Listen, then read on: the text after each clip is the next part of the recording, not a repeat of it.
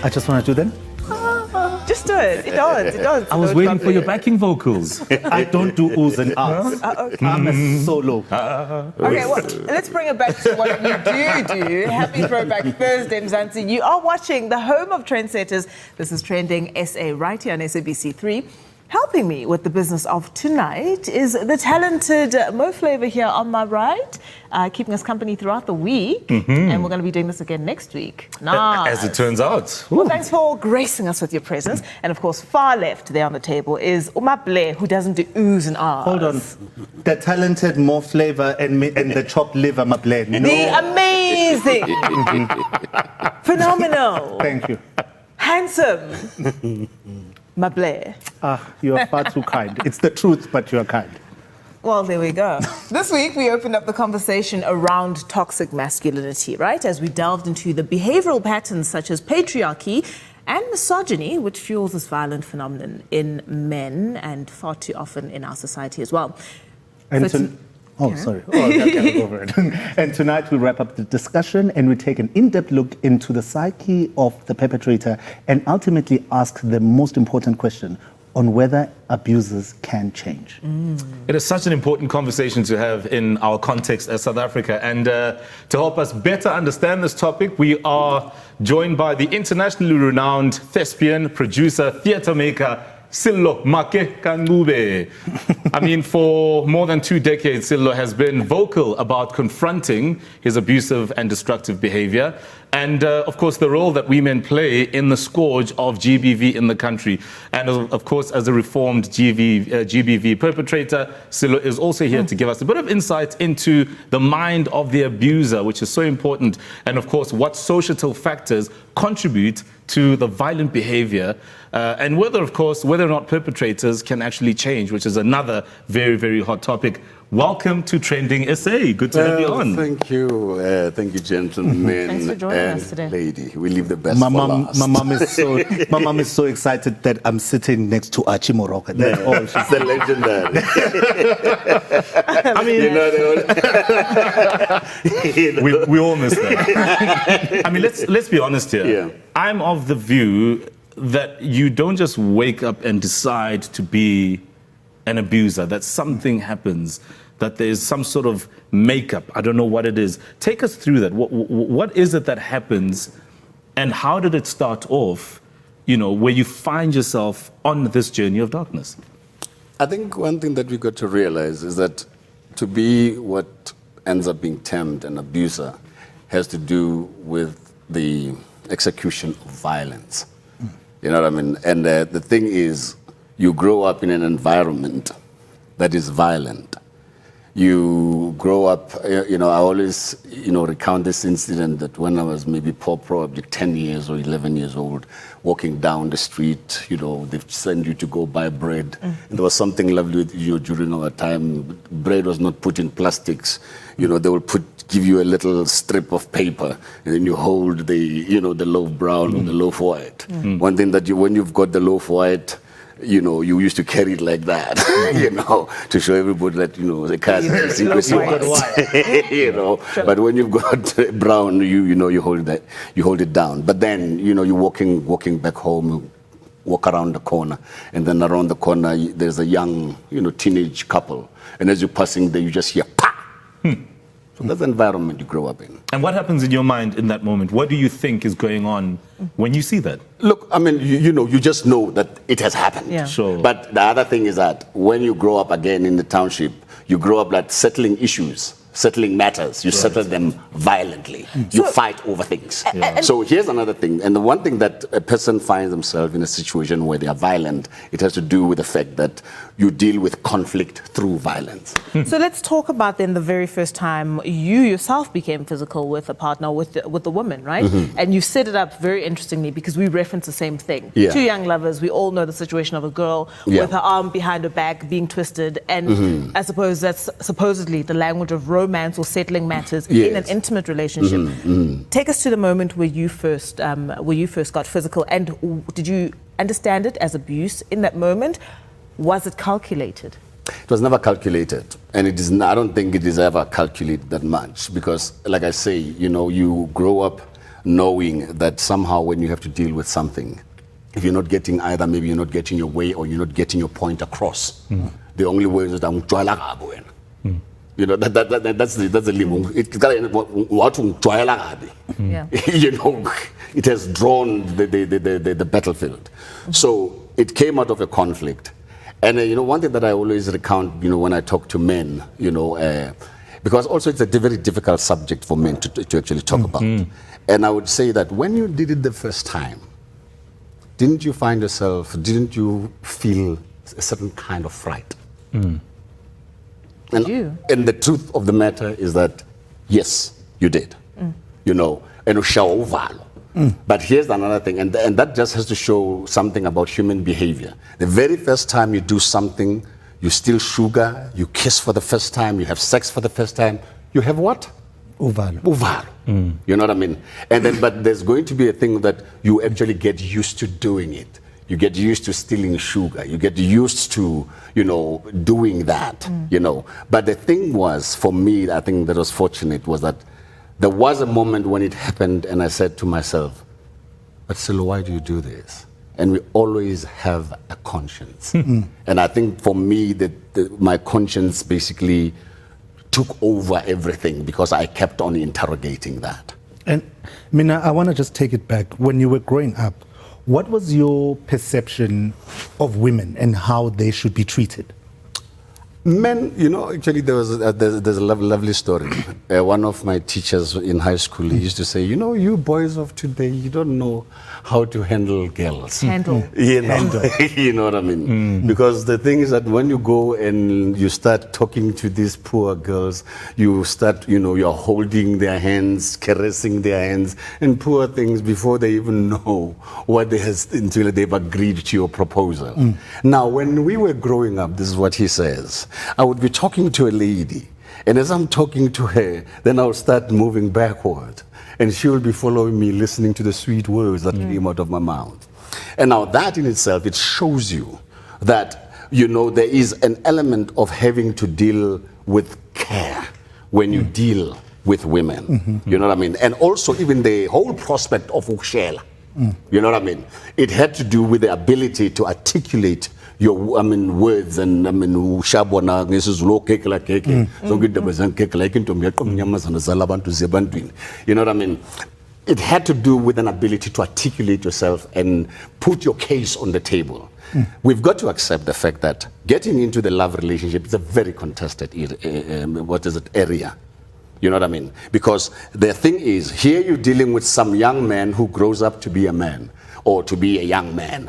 And then now he finds himself dealing with a young woman. And then the next thing is they get into a conflict.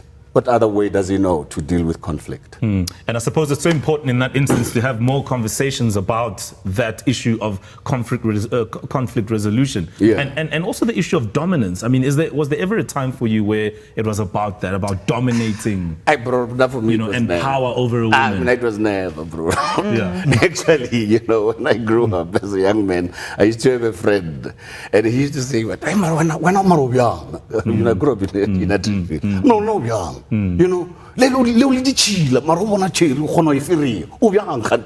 what I mean? So at the end so I had a full sense of who I am as a young man. And I think it was only at that age, when I was 24, when I found myself in a situation where there was a conflict. I didn't know how to deal with conflict. In life, you get taught everything else. But that. And it's crucial. And it's the most crucial thing to learn. And tell us as a person, I think both even women and young men and young women. Can you take us through that moment? Put me in the room when that was happening. That moment of awakening. Of what? Awakening. Of where it dawned to me. Yeah, that you've got a problem. Look, I think for me, the best thing that explains it is when I said to myself, how can I claim to say, and I said that to my girlfriend. I said, I don't understand this, my baby. How can I say I love you? And the next moment I had to. It doesn't make sense to me. You see, and now that is the beginning of interrogation. And I think from then on, what happened was, I then asked myself, what are the things that are causing me to do this? And first and foremost, I realized it's insecurity.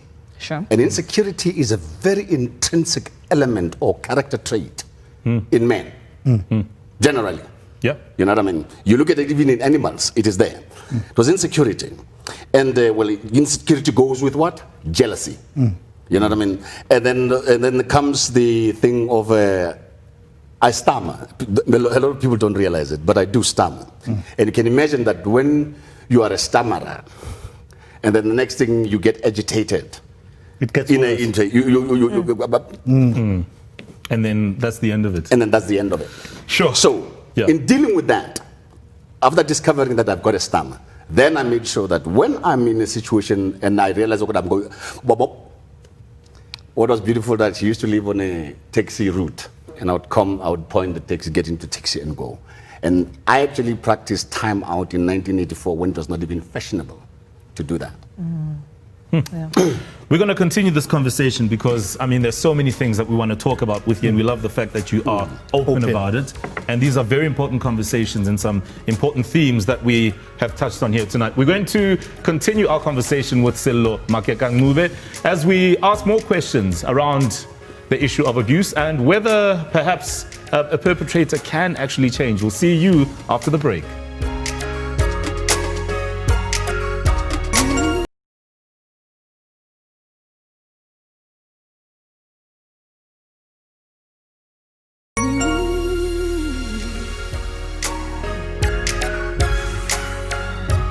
Welcome back to Trending SA, your favorite show.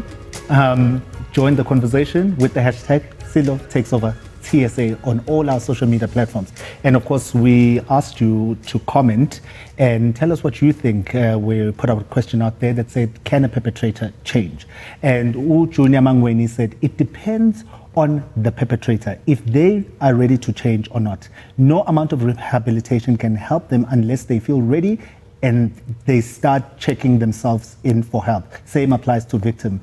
And then this is what Foster Chibo said. He said, yes, she said, he or she. She said, yes, they can, once they learn that entitlement to someone's body is not right and stiff punishment and shame is applied to those perpetrators. That is interesting. That is quite interesting. And of course, please guys, on social media, keep those comments coming with the hashtag Sello takes over TSA. So, 1998, you decided to intentionally interrogate your toxic masculinity. Yeah. And then you joined ADAPT, which is an NPO. Please just take me through the moment when you walked in at that first meeting to say, I need help. No, and here's how it occurred. I mean, like, for instance, I mean, in 84 up until 1998, 14 years. And that whole 14 years for me was 14 years of taking on a solitary journey. And because I have a way of, when I'm in company, and sometimes I would, throw in a question about, whatever, hitting a girl, hitting a cheer.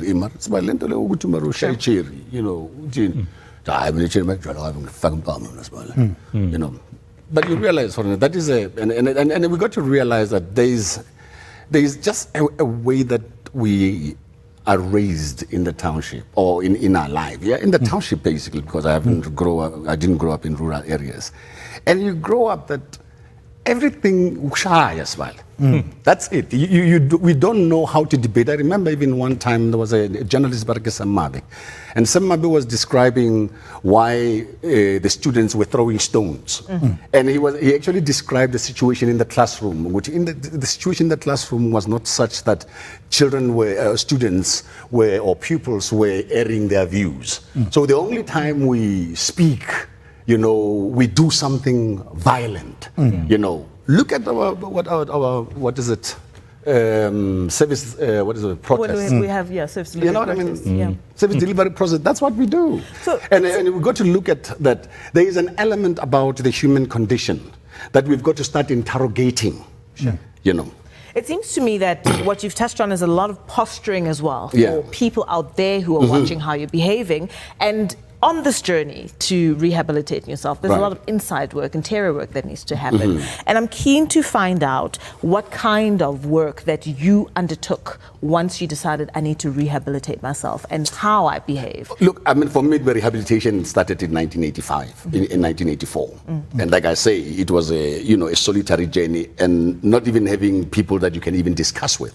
So in 1998, when I bumped into the founder of ADAPT at a workshop, and we had a conversation, and she told me that, hey man, we've got a young men's program. In fact, ADAPT, if anything, I think they were pioneers in having men as partners in fighting domestic violence. And as it was called domestic violence at that time. Maybe ADAPT is what is Agisanang Domestic Abuse program and training. Sure. So it was called domestic abuse at that time. And when she told me about these 4 young men, because it has been something that I have been wanting to interrogate, because all along I have been, for 14 years, I went through it alone. And even when you discussed it, you were getting people who were not interested in the subject. But here now, there are these 4 young men who are interested in the subject. And the very first thing they say to me, they say, hey, Bra Solomon, when I met with them, we want to do a play just to show that we have changed. And my question to them was, change from what?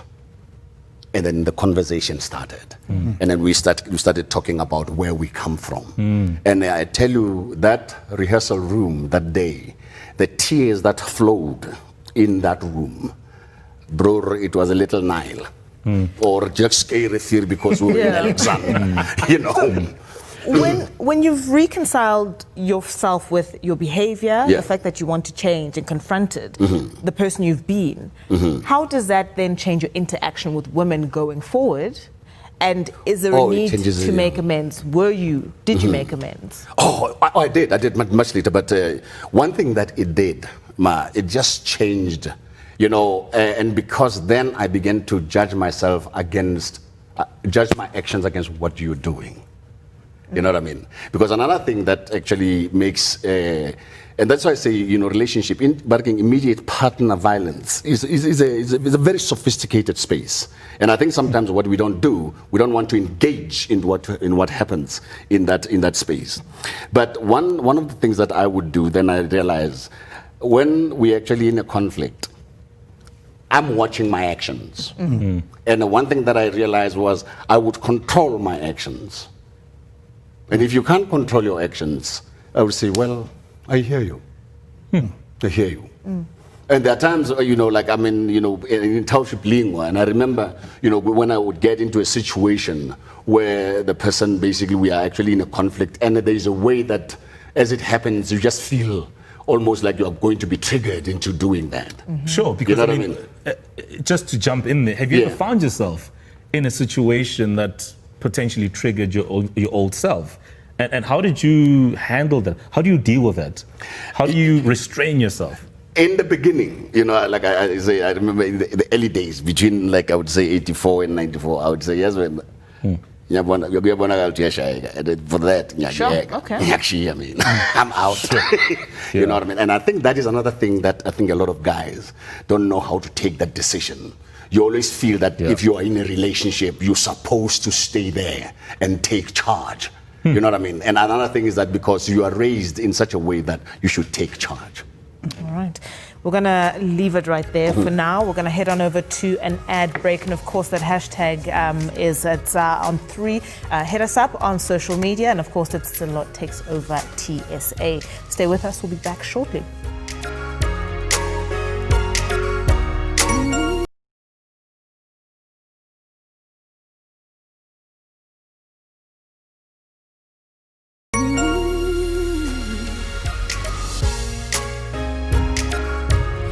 And welcome back to Trending SA. Our exclusive episode takeover with veteran actor Sello Maake Ka-Ncube continues.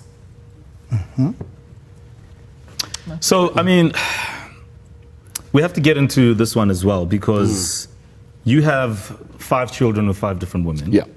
And you've been very vocal about the silent violence of absent fathers and how that has an impact on how boys are raised and their general outlook on on life. How have you managed to sort of avoid falling into that trap again? Look, I mean, you know what? I mean, sometimes, and there is a norm. there's a norm, that you grow up. I mean, I grew up raised by my stepfather, and it's a norm that you have a child, guys leave, women with children, and we don't realize the damage that we're doing. I did Abu Baba, and in that show, I realized, a lot of things that, for instance, I also did take for granted. That sometimes guys, you would end up saying, I'm nang namali, But the one thing is that the woman is always with a child, and she cannot afford to say ang namali. The child is looking at her to say, I need something to eat. And those are the things serious things that we really need to talk about. And then with, my children, my first son, my late son, when he was 19, I discovered he's got 4 girlfriends. And it dawned to me, and at that time I had 4 children, and and there she goes, and as they say, that funny fair van die boom af.